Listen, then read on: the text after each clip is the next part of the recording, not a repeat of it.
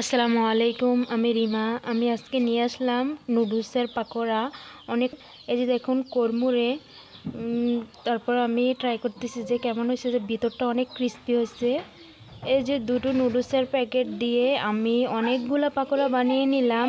আমি কিভাবে বানালাম আমি এখন দেখাবো। প্রথমে নিয়ে নিলাম পেঁয়াজ কুচি, মরিচ কুচি, ধনিয়া পাতা কুচি, আমি ম্যাজিক মশলা, তারপর নুডলসের দুটো মশলা ছিল এগুলো আমি দিয়ে দিচ্ছি। তারপরে আমি আর একটু মশলা দিয়ে দিচ্ছি। আমি একটু হলুদ গুঁড়ো দিয়ে দিচ্ছি, সামান্য পরিমাণে একটু মরিচের গুঁড়ো দিয়ে দিচ্ছি, কারণ আমি একটু জাল খাবো এই কারণে। তারপরে আমি একটু মশলা দিয়ে দিচ্ছি, হলুদের গুঁড়া, তারপরে একটি ডিম, তারপর আমি ডিমটা ভেঙে দিয়ে দিয়েছি। তারপরে আমি সিদ্ধ করা নুডলসগুলো দিয়ে দিয়েছি। এখন আমি তারপর বাটিটা ছোট হয়ে গেছে, এখানে আমি আরেকটি বাটি নিয়ে নিলাম। তারপর একটু চালের গুঁড়া দিয়ে দিচ্ছি, এতে মাখো মাখো হয়, পেঁয়াজটা বানাতে অনেক সুন্দর হয়। তারপর আমি মেখে নিতেছি, তারপর ভালো করে মিক্স করে নিতেছি, যে মশলাটার সাথে নুডলসটা ভালো করে মিক্স করে নিচ্ছি।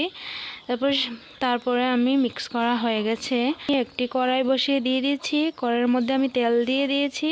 তেলটা গরম হয়ে আসলে এখন আমি পেঁয়াজগুলো আমি একে একে কড়াইয়ের মধ্যে দিয়ে দিচ্ছি।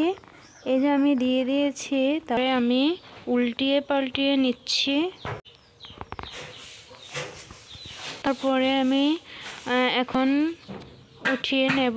এই যে আমি উল্টিয়ে দিচ্ছি, অনেক সুন্দর হয়েছে, খেতে অনেক মজা হয়েছে। আমার ভিডিওটা ভালো লাগলে আমার পাশে থাকবেন, আমার লাইক কমেন্ট করে দিবেন, সাবস্ক্রাইব করে দিবেন, যেন পরবর্তীতে আমি ভালো ভালো ভিডিও নিয়ে আসতে পারি। এই যে আমার পাকোড়াগুলো হয়ে গেছে, এই যে দেখুন।